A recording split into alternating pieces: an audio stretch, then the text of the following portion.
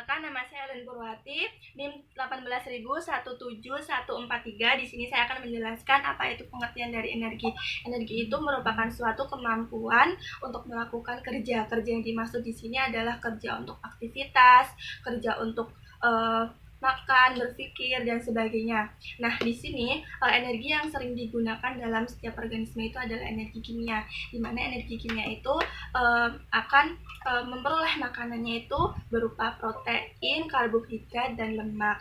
Nah, energi sendiri itu diciptakan pertama kali oleh produsen. Produsen di sini yang berperan adalah tumbuhan hijau, di mana akan merubah energi kimia menjadi energi potensial. Lanjut, yang nomor 2 yaitu jenis-jenis dari energi itu sendiri. Nah, di sini jenis-jenisnya itu ada 4. Yang pertama ada energi mekanik. Energi mekanik itu dibagi lagi menjadi 2, energi potensial dan energi kinetik. Yang kedua itu ada energi kimia. Ketiga ada energi radiasi dan energi yang keempat ada energi panas. Nah, lanjut ke yang nomor 3 yaitu hubungan antara energi dengan hukum termodinamika 1 dan termodinamika 2. Nah, di sini yang dimaksud dengan hukum termodinamika 1 itu berbunyi bahwa setiap energi itu dapat diubah namun tidak dapat dimusnahkan atau dihilangkan. Nah, sesuai pada gambar di sini itu contohnya yang berhubungan dengan energi, di mana tumbuhan hijau yang berperan sebagai produsen itu akan menyerap sinar cahaya matahari. Kemudian ia akan menghasilkan suatu senyawa yaitu glukosa yang akan digunakan oleh herbivora atau konsumen tingkat 1, di mana tumbuhan hijau tersebut melepaskan energi panas. Nah, energi di sini itu adalah dari energi sinar cahaya matahari. Terus yang berhubungan dengan hukum termodinamika 1. Kemudian herbivora konsumen tingkat 1 tersebut akan dimangsa oleh karnivora atau konsumen tingkat 2, di mana dia juga melepaskan energi panas. Nah, kemudian herbivora dan tumbuhan hijau tersebut dapat diuraikan atau oleh dekomposer. Nah, kemudian pengurai tersebut itu akan menghasilkan senyawa organik, di mana dia sebagai nutrisi tanah yang berperan untuk akan dimanfaatkan lagi oleh tumbuhan tersebut. Nah, sebegitupun juga menjadi alirannya. Hubungan energi dengan hukum termodinamika 2. Nah, di sini sesuai dengan bunyinya yaitu bahwa energi itu akan diteruskan atau dipindahkan menjadi bentuk energi yang berbeda atau akan yang berkurang. Energi tersebut itu akan menjadi berkurang. Nah, sesuai dengan gambar di sini itu juga tumbuhan hijau itu akan menyerap cahaya matahari, di mana energi yang dilepaskan itu sebesar 3.000, dan kemudian tumbuhan hijau tersebut itu akan dimangsa oleh herbivora. Kemudian herbivora tersebut akan melepaskan energi sebesar 1.500, dan kemudian herbivora akan dimangsa oleh karnivora, di mana energi yang dilepaskan itu sebanyak 15, dan kemudian seterusnya. Nah, di sini berarti dijelaskan bahwa energi yang diteruskan itu akan semakin berkurang.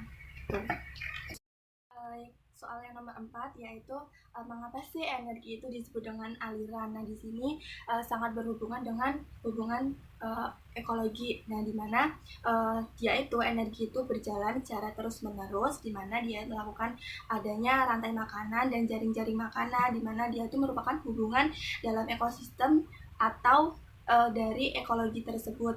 Nah, di sini itu menghubungkan atau membutuhkan produsen, di mana produsen tersebut itu adalah tumbuhan hijau, dan tumbuhan hijau itu akan dimangsa oleh herbivora akan dimangsa oleh karnivora, dan karnivora itu akan dimangsa oleh karnivora lainnya, dan demikian pula di mana energi tersebut dapat dikatakan dengan aliran karena dari satu organisme ke organisme yang lain dan dengan lingkungannya.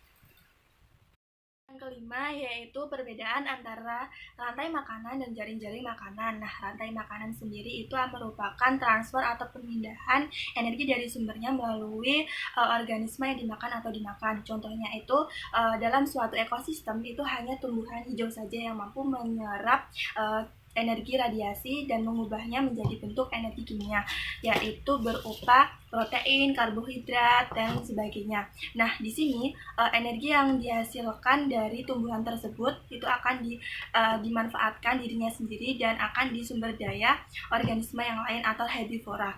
Nah, kalau jaring-jaring makanan adalah gabungan dari beberapa rantai makanan. Nah, jaring-jaring makanan tersebut juga itu sangat berpengaruh terhadap ekosistem. Semakin banyak rantai makanan dan semakin besar kemungkinan terjadinya jaring-jaring makanan, maka semakin tinggi pula ekosistem yang ada di alam.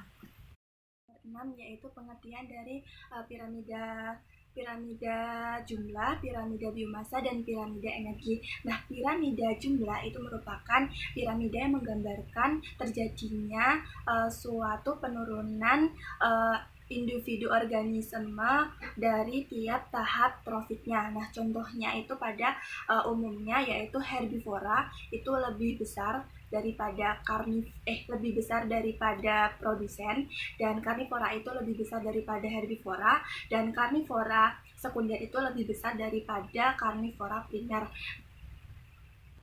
Itu jika ukuran atau kualitasnya setiap organisme itu bertambah, maka urutan dari tiap tingkat trofik tersebut juga semakin berkurang, yaitu piramida biomasa. Piramida biomasa adalah piramida yang menggambarkan terjadinya penurunan atau peningkatan biomasa organisme pada tiap tingkat trofitnya. Nah, piramida biomasa itu ada dua, yaitu piramida biomasa daratan dan perairan. Piramida biomasa daratan itu yang paling besar itu adalah pada tingkatan produsen, di mana produsennya itu lebih besar daripada konsumen, dan siklus hidupnya pun lebih panjang.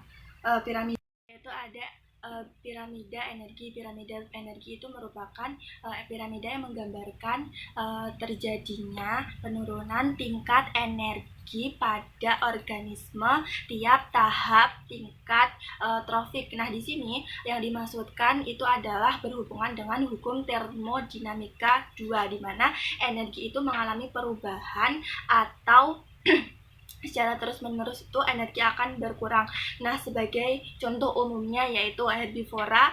Herbivora itu energinya lebih kecil daripada tingkatan produsen, dan karnivora itu energinya lebih kecil dari herbivora, dan seterusnya begitu.